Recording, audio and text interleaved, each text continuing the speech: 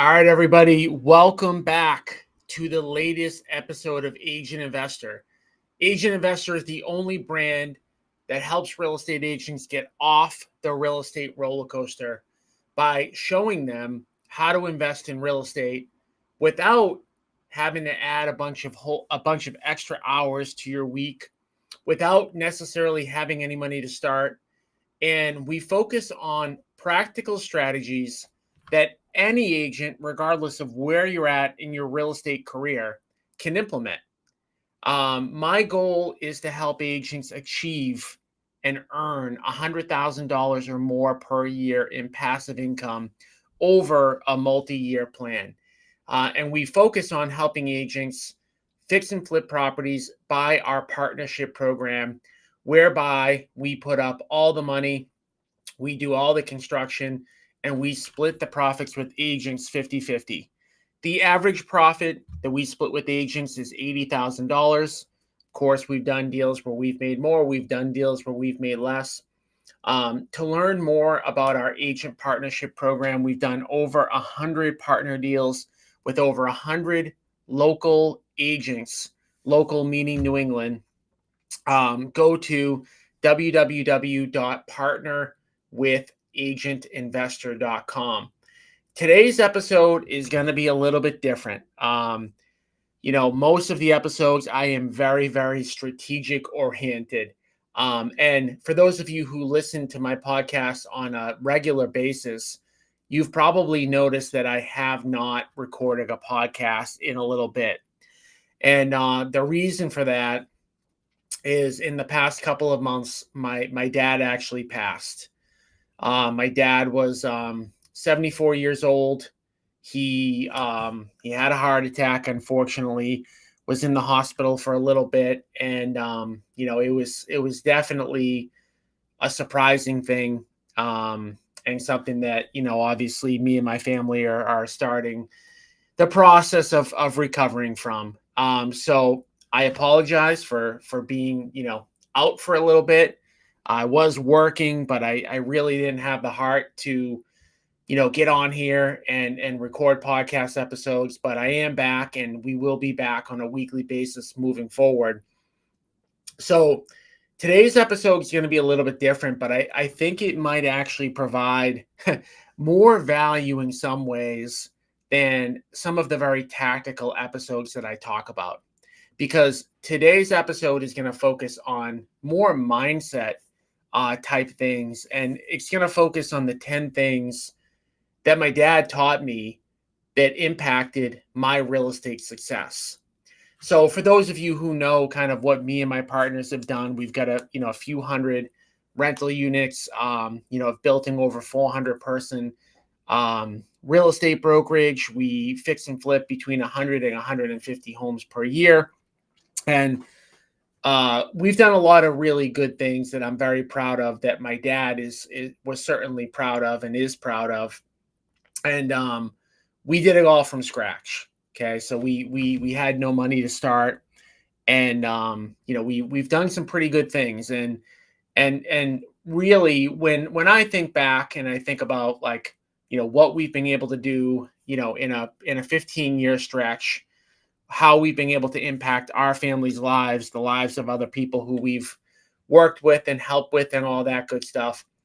It really is a lot less about the strategy than about the mindset. And yes, you have to have the right strategies in order to get any of this stuff done.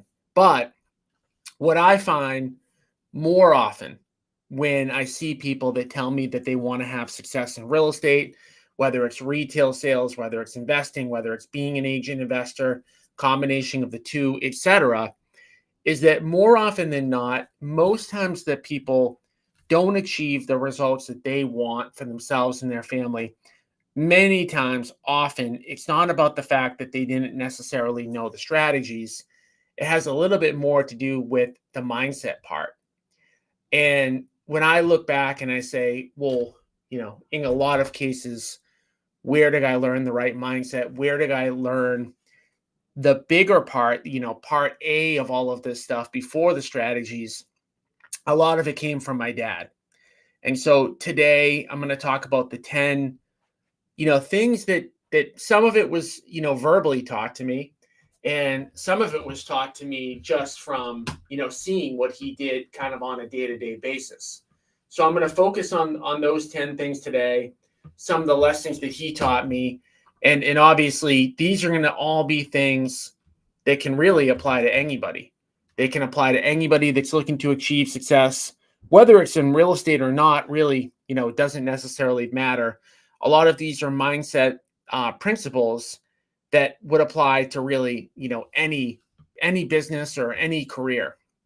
So I'm going to jump right into them. The first thing, number one, that he taught me, probably both verbally and through showing me, is to work hard and make sacrifices in your work. Now, I know that working hard it's a very, very basic kind of concept, but I want to explain, what I saw with him, and also really what it means to a lot of people that are listening. It is very common in life that we all want, big things. We all want big success. But in a lot of cases, unfortunately, many people are unwilling to pay the price necessary in order to get what they want. And there is a big price. Growing up, my dad often, just to kind of get by, would work 2 or 3 jobs. He would often work nights and weekends. And my dad, you know, didn't have any big job, didn't make a bunch of money. But what I saw was that there wasn't necessarily an off time where he couldn't work. Um, there would be a lot of nights, a lot of weekends, a lot of extra hours. Depending on the year, he might work, 50 hours a week. He might work 80 hours a week. And what I saw with that, and what I took away from it, and what I ended up implementing in what I do, is that there really is no necessarily excuse not to make something work, right? Whether it's working a Friday night, whether it's working a Sunday evening, whether it's working a holiday. And of course, let me be clear about this. The goal is to be able to get back more of your time so that you don't have to do these things. But especially in the beginning, when you're starting in real estate and you're starting in real estate investing and you want to be an agent investor, like whether you even you could have a full-time job. And there's very few people that can tell me that they don't have a few hours a day to focus on the agent investors type stuff. So I saw at an early age that there was really no excuse. There was no day that you couldn't work. There was no night that you couldn't work. All, of course, again, to build to the point where, you don't have to do that anymore. So again, to be clear, like hard work doesn't just mean, showing up and working hard for the 30 hours or the 35 hours or the 40 hours. It oftentimes means sacrifice, going above and beyond, and giving up some stuff, giving up going to that party, going out with your friends in order to actually get to that big goal, right? All right. So the second thing that my dad taught me was to be a lifelong learner, was to be a student. My dad loved to learn. He encouraged us to learn. While, my dad, wanting us to do, really well in school, he wanted us to spend our time, getting better by learning. Okay. And one thing that has always propelled me, and I think it's something that if you're listening to this podcast, you're probably in the same boat, is that learning doesn't stop because you're not going to school anymore. Learning is a continuous thing. Learning allows you to do things better, allows you to do things more efficiently, allows you to get bigger results. And so learning is something that I feel I constantly do as a habit. Now, of course, if you're listening to this podcast, that's great. It probably means that you're kind of in that boat too. But I would encourage you, like if you like the podcast and you like what I have to say and you resonate with the agent investor message, go back, binge listen to a bunch of the episodes. Find other podcasts that you're interested in. Go to in-person investing events. Grab real estate investing and agent books. Download, buy and download books on Audible and listen to them. Because at the end of the day, knowledge is definitely power. Now, knowledge alone isn't going to get you there. You need to implement, but learning and being a lifelong learner is super important. All right, the third thing that my dad taught me is that delayed gratification is important. Delayed gratification, so my grandfather, he came here from Italy, and he came here, I think he completed maybe the second or third grade, never went past that, started to work at that age, came to America, didn't make a ton of money, but he bought real estate. And even though he didn't make a bunch of money, he also didn't spend a bunch of money. And he was always focused on delaying the gratification. So one story that my dad used to always tell me that would kind of like always stick with me is that my grandfather at a certain point could have just stopped, working. He could have stopped working. He could have managed his rental properties, etc. But then he would have kind of been in the same exact position as he was to start.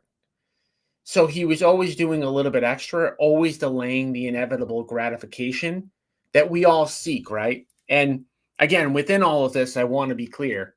It doesn't mean that you can't have fun once in a while. It doesn't mean that you can't spend money. It doesn't mean that you can't buy a house or buy a car. But, the more that you can delay gratification, the better. And I'll give you kind of an example of like how it impacted us, in our business. When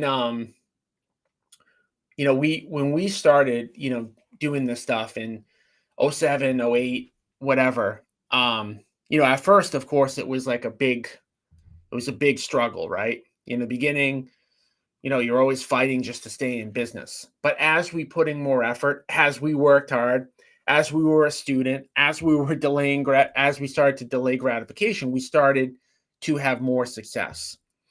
And one thing that we did that really allowed us to grow was as we became more and more profitable, instead of taking a ton of money out of the company that we probably, could have used for buying a better house, buying a better car, around the years 2010, 11, 12, 13, we left a lot of money into the company and invested in the company, invested in getting into coaching programs, invested into hiring VAs and staff, invested into outfitting our office so that we could grow our business. And all of that stuff matters. It matters a lot. And again, it's easy to say delay gratification if you're in the mode of struggling right now, right? If you're just making enough to make ends meet. I'm not talking about that. I'm talking about as you get to the point where you have some success and you're able to kind of like reinvest back into your business rather than like going on a vacation. That's the stuff that's going to end up propelling your business. All right. So the fourth thing that my dad taught me was to do what you love. My dad never had expectations of what my career should be. He wanted me to always go after whatever I wanted to go after and work hard doing it. So when I got into college, I started out being pre-med. And the first 3 years of my college experience weren't much of a college experience. They were me going to classes, sitting at home studying, doing all my, organic chemistry, doing all of my biology, doing all of my physics homework and my physics studying and my calculus. And pre-med's really, really tough. And it's a long haul, and God bless the people that end up going all the way and becoming, physicians and in the medical field, because It's really tough, and obviously they do really challenging work. But I did all of it. I did all of it to get in. And as I was about to apply to medical school, I started to become super interested in real estate and in business. It was because I read the book Rich Dad Poor Dad and books like that that kind of got me thinking a little bit differently. And I remember, after doing all of that, being prepared, being ready to apply to medical school, I very likely would have gotten in, probably would have gotten into a decent medical school.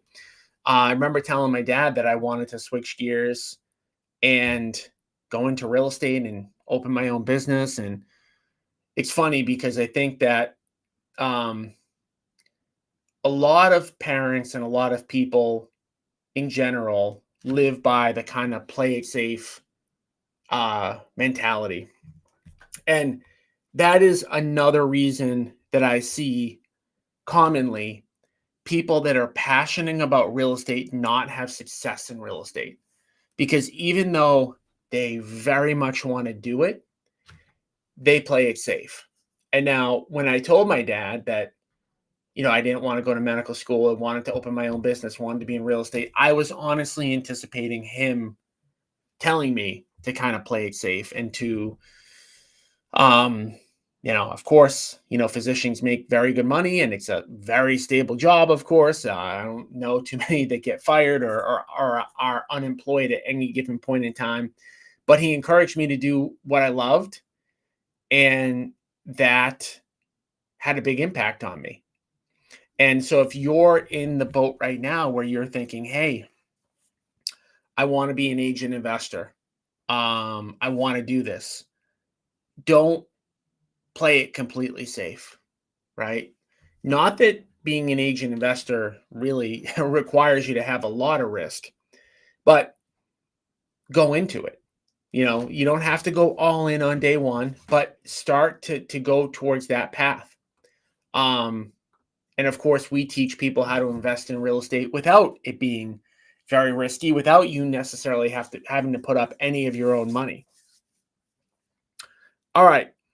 Number 5, thing that my dad taught me, believing yourself. And he did that by believing in me. And my dad had very high expectations of me that I don't even think he knew that he had, interestingly enough. No matter what I did, he expected me to succeed. Whether it was because he believed in me, whether because he wanted me to succeed, I don't know. But anytime that I ever attempted or partly attempted and didn't have success in something, he would always be very surprised because he always felt that I was capable because he always believed in me. So anytime that I ever attempted to do anything and didn't do well in it, I never felt like I couldn't. I felt like it was because I didn't try. And looking back, now that I'm 43 years old now, looking back at that, I believed that I was capable because he believed that I was capable. I don't really necessarily know that it was because I was more capable than anybody else. I'm going to say that again because I think this is very important. Again, I mention all this stuff because I do mentor and coach agents how to invest in real estate. And I see commonly, very commonly, not everybody does this, but it's common that people believe that other people have success because they have something that they don't. And what I have seen more than anything else is that when people put in the time, effort, and energy over an expanded period of time, they tend to win. They tend to win. But what I do see commonly is that people give it a little bit of a go. They give it a little bit of a try. They don't have a ton of success out of the gate. And then they think that the person who had success had some magical formula, had some innate ability, had somebody handing something to them. And I just haven't seen it. Again, what I've seen time and time again with my own stuff and with other people is that the people who put in the work over time win and succeed. But I believe that you need to have that belief in yourself and in the mission, and you have to believe that it's all going to work out. And again, interestingly enough, what I see very commonly is people are very afraid to putting effort without a guaranteed result. It's up there. It could be the number one thing that I see people failing in real estate. Like, people are so afraid of putting in effort and not getting the result that they think that they want, so they don't even put in the effort. Okay? Believe in yourself, believe that it will happen.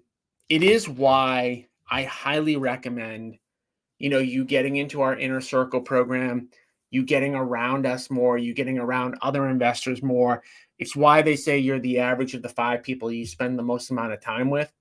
Because if you're in a group of people that don't believe that you can achieve, and you start to hear that and you start to believe it yourself, belief or non-belief is contagious. And again, my dad created that belief in me. I don't even think he meant to. I think he actually just believed in me. He thought I could do it. Thought, hey, you failed. You must not have tried, right? So take that with you. Take that with you. All right, number 6. Substance, not words, and your reputation matter. So there's a lot of people, especially in real estate, that focus a lot on image and not substance. Image and not substance. A fancy sign, not a great product. A nice website, and not a great lead generation system. Okay? So at the end of the day, when we look at who's successful in real estate, who does great things in investing and retail sales, I am not telling you not to have a good image. I do think, you have, you dress well, you have a nice car, you have a nice website. Those things are good. They're not negatives. But substance is what is going to make you win in the end. Like, what's really behind all of it. Do you have the knowledge? Do you have the systems? Are you actually trying to help people? And the substance, the quality of your character, and the quality of the product that you deliver and how good you are is what the measuring stick needs to be, because it's what you actually get graded on in the marketplace. Yeah, of course, there are some people here and there that you can fool if you have a nice website or you have a nice car or you have a nice watch, that sometimes people, can believe something that's not true. But more often than not, when we go in, when we meet with sellers, when we generate leads, when we look and say, do we have a predictable business? It's based on the nuts and bolts and the substance of the business. All right, number 7, be generous. So my dad, it was the type of guy to give people the shirt off his back, like literally. Maybe more than anybody that I've ever met. And I'm not just saying that because he was my dad. My dad couldn't have anything nice, because if he had anything nice, he would give it to somebody else.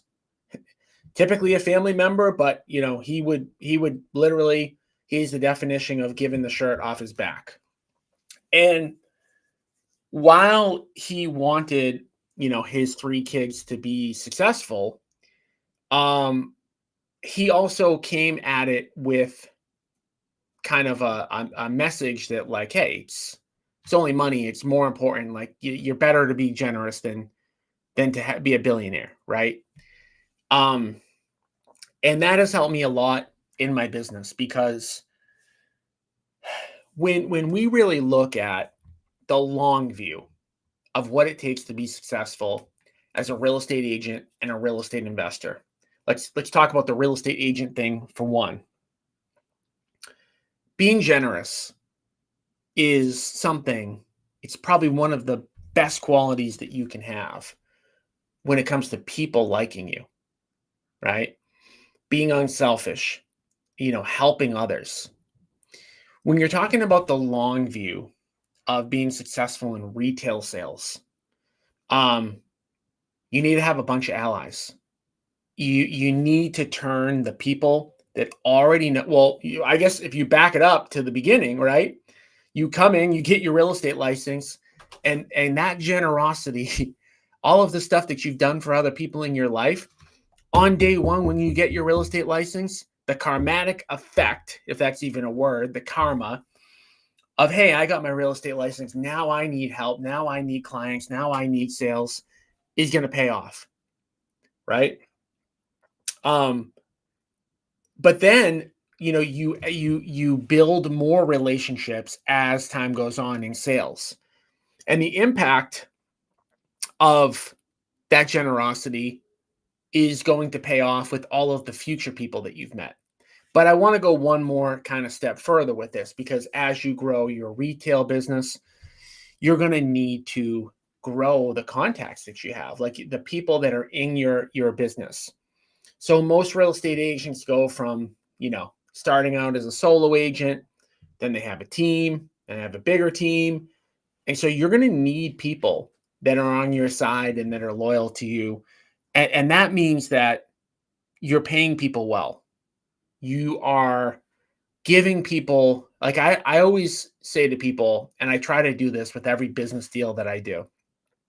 When I make a deal with people, like most people say, hey, make a fair deal, make a 50-50 deal. So a win-win deal, people say.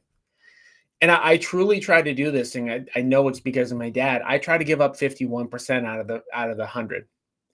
So I get 49, somebody else gets 51.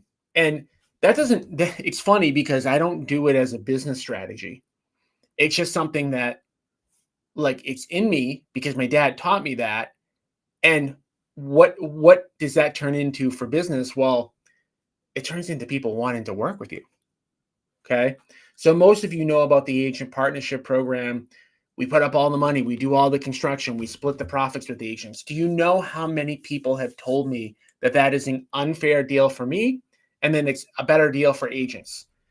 And it's funny because people have said to me, well, you should do a 60-40 split. You take 60, the agent gets 40, or a 65-35, or you should charge a fee. People have said this to me, like, without me asking for advice, just that, hey, like, this is crazy. And again, going back to my dad's principles of being generous, and what it's done for me is that I know that after we launched that program and we were a year in and 2 years in, and now we're like 2.5 years in, I knew it was going to blow up, and I knew it was going to be super successful because I knew how generous we were being to the other side. So it's interesting because let's say that, I wasn't generous. Our company wasn't generous. And we said, well, what's fair? Maybe it's a 70-30 split. Maybe it's a 65-35. Now, every time an agent gets a deal, they got to think like, oh, well, maybe I could list the house, or maybe I could go to somebody else and get a better deal, versus, wow, this is such a good deal. This is such a great opportunity that I need to take advantage of it. And that spreads, right? Every single time that you're generous to somebody, that you help somebody, every single time we do a partner deal and it's $150,000 split and the agent makes 75, how many people do you think they're telling? They're telling 1 million people. But it's the same thing in your retail business. You do something generous, you do something great for somebody, you do something that's a wow factor. Of course, they're going to talk about it. And again, I keep going back to this. Like, most of these things, my dad didn't teach me for business purposes. In fact, probably none of them. Probably none of them. It just is what impacted me. Okay. All right. Number 8, another really important one in the real estate industry today. And again, this wasn't a lesson that he taught me because he wanted me to be in real estate. This is just lessons he taught me from being himself, which is that be happy for other people's success and be fans of people that are successful. There is nothing my dad loved more than me telling him stories about my friends who were doing things that were successful. He loved to hear it. He was the biggest fan of my friends, people that we just knew he was a fan of. He would always talk so highly of people who have achieved. And it was funny. I've been telling this to people since my dad passed. It was like, no matter what you did that was good, my dad almost like exaggerated it. Like if you went to like a community college, he bumped that up to like, a regular college. If you went to local to Boston, if you went to a Boston college or like a Northeastern or a school like BU, you went to Harvard in his mind, and that's how he talked about it. If you played, Division 1 basketball, he talked about you like you were in the NBA, and he just was always excited for other people's success. And I see this. Oh man, this is a bad one. This is a really bad one. There is nothing worse, and it impacts people. This is the negatively. This is the bad thing.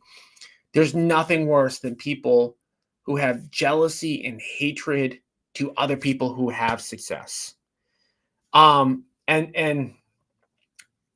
so how it kind of like impacts, besides just you're wasting time hating on other people, is that in a lot of cases, they say it's lonely at the top. And my dad was the type of person who those type of people loved, right? Because he was one of their few supporters, as crazy as it sounds. And so people who have a high level of success in anything, achieve a lot, they're useful people typically. They're people you want to get around. They're people you want to get to know. And yeah, there's a couple of bad apples in those groups, but a lot of times they're really good people. A lot of times they've achieved a lot because they're good people and they provide value. And so be happy for other people's success. Try to get around those people. Don't try to, you got to compete with them. Well, yeah, you could have healthy competition, but you don't want to take them down. You want to be a part of that. You want to be a part of that, not a hater. All right, number 9. Simple one. Own real estate.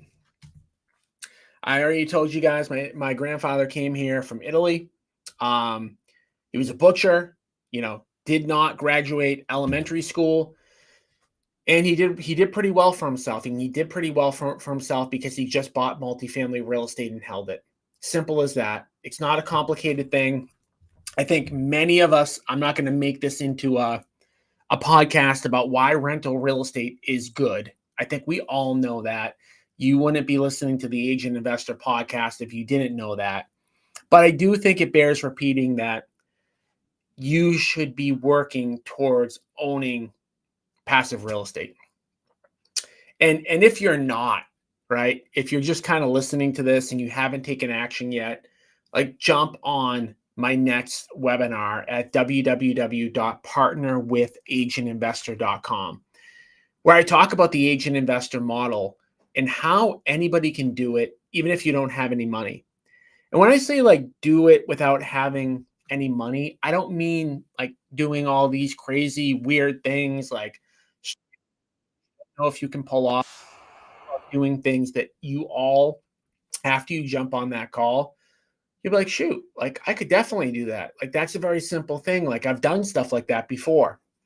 So make sure again you jump on that webinar at www.partnerwithagentinvestor.com. So own real estate, it's a simple one. It's a simple one, but it is an important one. And the last thing is probably what I would say he did best. And it's something that I will never be able to do it as well as he did. And I try, but I won't. Which is just to be kind and be nice to people. It is such a simple thing. So simple, but it's hard. Simple but hard. And just really to respect everybody.